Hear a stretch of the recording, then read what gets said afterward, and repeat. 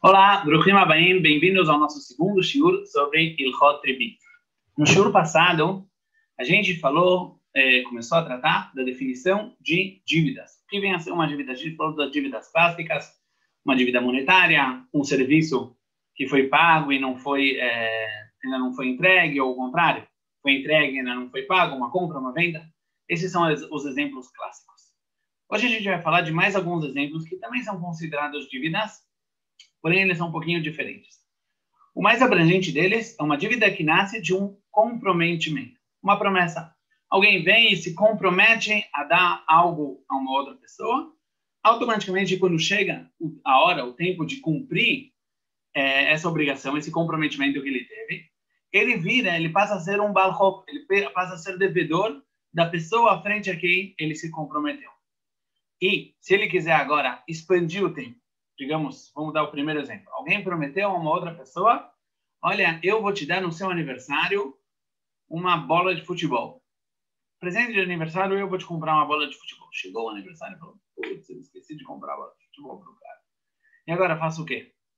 Ele chega para a pessoa e fala, olha, eu esqueci, mas se você me deixar, eu te trago semana que vem e eu te compro uma camisa de time oficial, não só uma bola. A bola e uma camisa de time, tudo bem? Não? Não está tudo bem. Isso é ribit. No momento que você já se comprometeu a fazer algo, agora você tem uma dívida à frente dessa pessoa.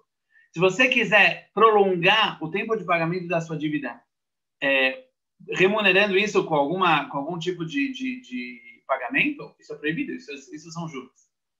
Então, esse é um outro caso de dívida que nasce. Vamos dar alguns exemplos para isso ficar bem claro. Um exemplo que a gente falou é esse, alguém que se obrigou, se comprometeu a dar um presente para uma pessoa. Vamos pegar um exemplo um pouquinho diferente, mas também muito parecido. Às vezes existem situações onde a gente combina de trocar presentes. Por exemplo, Purim. Chega Purim, tem Mishloach Manot, e a comunidade, ou às vezes a classe, as crianças na classe, chegar na conclusão, para todo mundo ganhar, a gente vai fazer um sorteio, e vai sair, cada dupla que sair, ele vai dar, um vai dar um Mishloach Manot para um, e esse que recebeu tem que devolver para quem deu para ele. No momento que isso passa a ser uma obrigação, digamos que saiu uma dupla, o Moishale e o Yankale. No momento que o Moishale deu para o Yankale o Mishloach Manot dele, agora o Yankale é obrigado a devolver. O Yankale não vai poder devolver um Mishloach Manot maior ou mais valioso do que ele recebeu do Moishale, porque ele tem uma obrigação frente a essa pessoa e aumentar, falar, olha, eu vou te dar a mais do que eu estou te devendo, porque foi isso que a gente combinou, né? Você me dá e eu te devolvo. Já que você me deu um valor X, eu não posso te dar X mais 2. Isso seria juros. Obviamente é que se não teve uma obrigação, vem alguém, bate na sua porta e te dá um Mishloach Manot, e você pode até se sentir obrigado a devolver essa pessoa também um Mishloach Manot, mas aqui não existe nenhuma obrigação, você pode dar um muito maior ou muito menor, não faz diferença.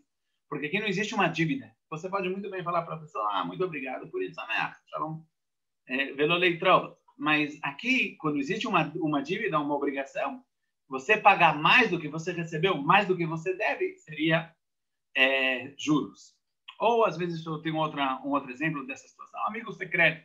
Quando eu era pequeno, tinha esse jogo, amigo secreto. Saía uma dupla, às vezes tinha que cada um dava para outro, mas digamos que saiu o amigo secreto por duplas, alguém dá um presente, ele recebe de volta da mesma pessoa o segundo presente. Se ele der um presente no valor X e o outro quiser devolver um presente muito maior, isso aqui vai ser desproporcional, porque não é o que ele deve. Ele deve um presente igual ao primeiro. Uma segunda situação de comprometimento é quando alguém se compromete, a gente já falou isso no começo, alguém se compromete a dar alguma coisa num tempo específico. Por exemplo, eu prometo que eu vou dar para essa pessoa uma bola de futebol no aniversário dela, como a gente falou. Ou o noivo vira para a noiva dele, é uma situação que pode acontecer, fala, olha, antes do nosso casamento, eu vou te comprar um anel de diamantes. E na correria, corona, bagunça, o cara esqueceu de comprar o anel de diamantes. Chegou, véspera do casamento, e falou, oi, vavô, o que eu faço agora? Ele vira para a noiva e fala para ela, olha, eu não vou te comprar agora um anel de diamantes, mas daqui um mês eu vou te dar um anel e brincos. Então, pode ser que é diferente nesse caso, tem que ver, porque uma vez que ela se torna esposa, pode ser que a conta deles vira uma conta só, ele não está dando a ninguém. Mas digamos que, então, um exemplo um pouco diferente, que ele prometeu no primeiro mês de noivado e ele falou, olha, eu vou te dar antes do casamento, em vez de te dar só o anel, eu vou te dar na véspera do casamento o anel e brinco. Isso é proibido, porque ele já se obrigou a dar um presente, já se obrigou a dar um anel. Se ele for adicionar por ter ganho esse tempo a mais para pagar a sua dívida, isso seriam juros. Ou, às vezes, isso acontece com miftaim de eladim. Sabe o que é miftah? Você faz aquelas tabelinhas. Se a criança for dormir cedo, durante 2 semanas, ele estiver na cama às 8 horas da noite, no final de 2 semanas, você vai comprar para ele um boné. Chegou no dia do boné, a criança já, às 6 horas da manhã, já acordou e falou, olha, pai, você está me devendo. E você fala, eu não tenho boné. Às vezes, muitas vezes a gente fala para ele, olha, filho, eu te pago amanhã, mas eu vou te dar o boné e uma Coca-Cola. Proibido. Você não pode dar para a criança algo a mais por ter ganhado mais tempo para pagar a sua dívida. Isso é um outro exemplo muito clássico. Ou, às vezes, numa loja ou numa empresa, você dá um bônus para os seus trabalhadores. Você fala, olha, quando a gente terminar o projeto, ou se a gente terminar esse projeto em 1 semana, todo mundo ganha R$500 de bônus. E os caras vão lá, dão com todo o gás, terminam, chega no dia, o chefe não tem o dinheiro, justo saiu um pagamento, está faltando no caixa, e fala, pessoal, olha, 1000 desculpas, eu realmente não tenho esse dinheiro, mas se vocês deixarem eu pagar isso daqui 1 semana, eu vou dar R$600, não R$500. Isso é rebite, você tem uma dívida, você se comprometeu, você tem uma dívida frente a esses trabalhadores. Eles podem ser legais e deixar você pagar a sua dívida mais para frente, mas aumentar, pagar, remunerar, pelo fato de você ter expandido o tempo de pagar a sua dívida, isso é juros e é proibido. Ou, às vezes, acontece o que a gente chama de nedúnia. Sim, os pais, muitas vezes os pais do noivo, os pais da noiva, se comprometem que vão dar ao casal, vão comprar para eles móveis, vão comprar para eles isso, vão comprar para eles aquilo. E chega no dia, passa um ano e chegou a data, e os pais não conseguiram se organizar. Eles falam pro noivo, pro casal, olha, a gente não conseguiu se organizar, mas se vocês abrirem mão e deixarem mais um ano, óbvio que, pachut, né, óbvio que é o correto, nunca os filhos cobrarem dos pais. Mas vamos falar agora monetariamente falando, de Ilhot Rebi. Os pais falam, olha, se vocês derem para a gente mais um ano, a gente vai dar para vocês uma qualidade melhor de móveis. Ou a gente vai comprar os móveis e os lençóis, e assim por diante. Isso é rebite, isso é proibido, porque no dia que chegou a hora do pagamento, nasce uma dívida. Você tem uma dívida frente ao casal. Aumentar, postergar o tempo do pagamento e pagar por isso é juros. Agora, tem uma situação que isso sim é permitido em todos os casos que a gente falou, quando desde antemão foi definido que se tiver um atraso para cada dia, para cada mês, para cada atraso, tem uma taxa que vai se adicionar. Nesse caso, vai ser permitido. Se desde o começo foi combinado que se dentro de um ano não pagarem, não derem os móveis, então no próximo mês os móveis vão vir móveis mais lençóis, isso vai ser permitido. Por quê? A lógica disso é importante de entender. Porque aqui ainda não existe a dívida. Você está criando a dívida. Você está criando o comprometimento. Esse foi o comprometimento desde o começo. Que pagar no mês de Adar são só os móveis. E se você pagar no mês de Iyar, 2 meses depois, são móveis mais lençóis. Não é que você está prorrogando uma dívida. Mas para cada etapa, a dívida cresce. Isso não é considerado juros. A mesma coisa com uma empresa, o bônus. Você fala você tem uma dívida, você fala para o seu empregado, olha, eu vou dar para vocês um bônus, e se eu não pagar o bônus, 1 semana depois eu vou te dar um bônus plus. Desde o começo, esse é o comprometimento. Então, não tem aqui uma adição, não tem aqui um pagamento pelo atraso. Sim, existe um comprometimento para a primeira situação e um comprometimento para a segunda situação de pagamento.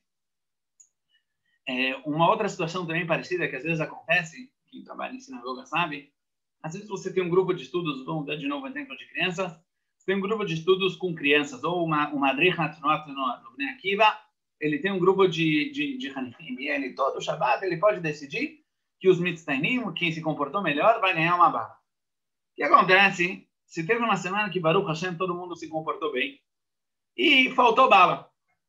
Será que o responsável pode chegar para dois meninos que faltaram para eles bala e falar, olha, semana que vem vocês vão ganhar um pirulito, não só uma bala, o pirulito vale mais do que a bala? Será que pode ou não pode? Então, o que vocês acham? Muito bom, concorda.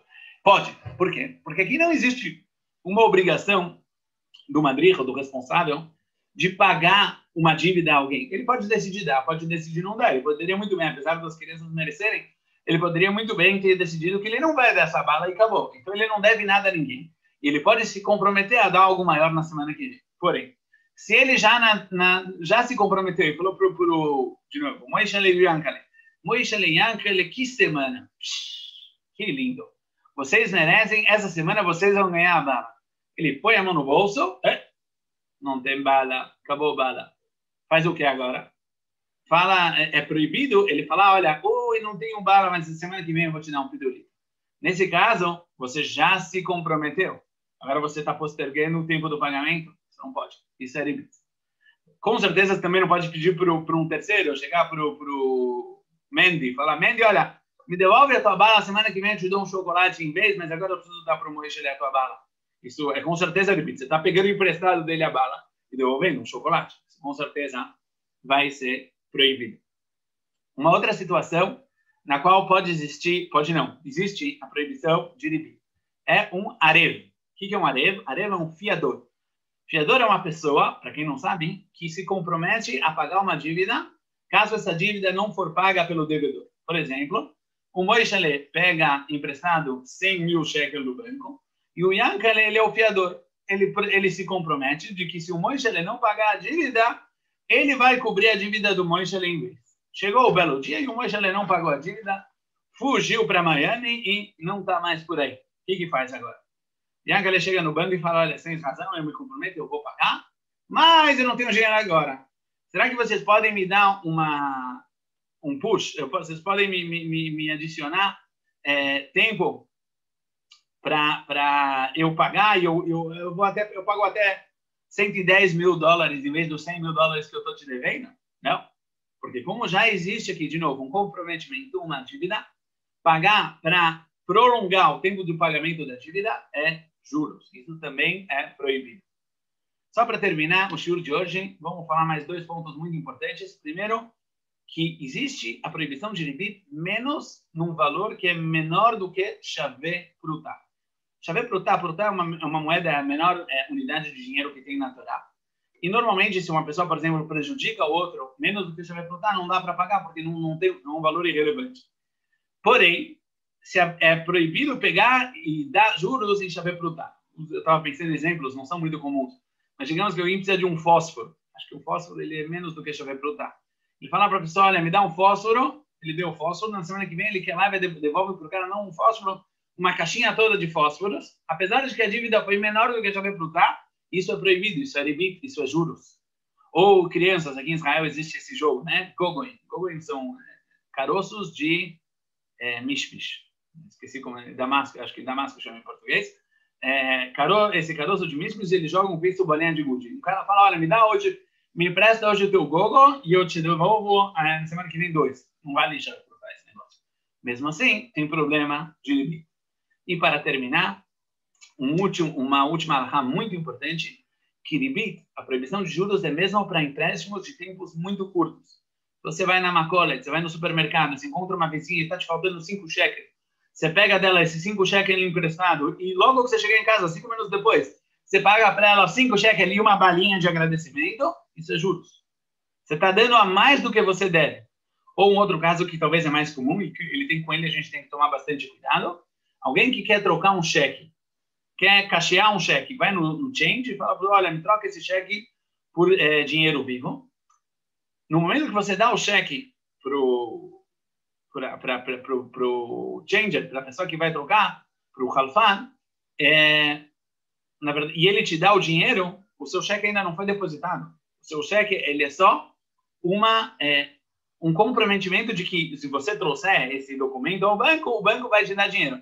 Mas por enquanto você tem dinheiro do change e você ainda não pagou de volta. Então isso é uma dívida.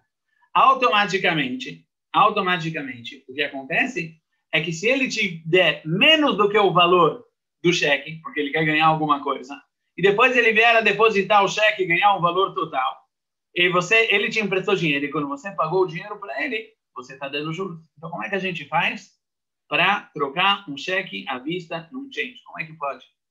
Então, tem duas soluções. A primeira solução é que a taxa que é cobrada aqui é uma taxa dmei tircha, ou seja, é uma taxa pelo trabalho, uma taxa pelo esforço, e não pela definir que o que está sendo cobrado aqui não é um pagamento a mais, não é um juros, e sim, olha, o cara tem que ir agora para o banco, tem que depositar esse cheque, tem que tirar esse cheque, devolver o cheque.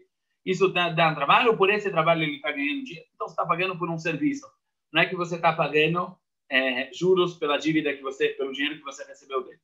E a segunda solução, e isso é muito importante, principalmente em Israel, é que o change tenha um heter iská. A gente vai estudar mais para frente o que é um heter iská, mas heter iská é um contrato que transforma o empréstimo em um negócio, isso de forma geral.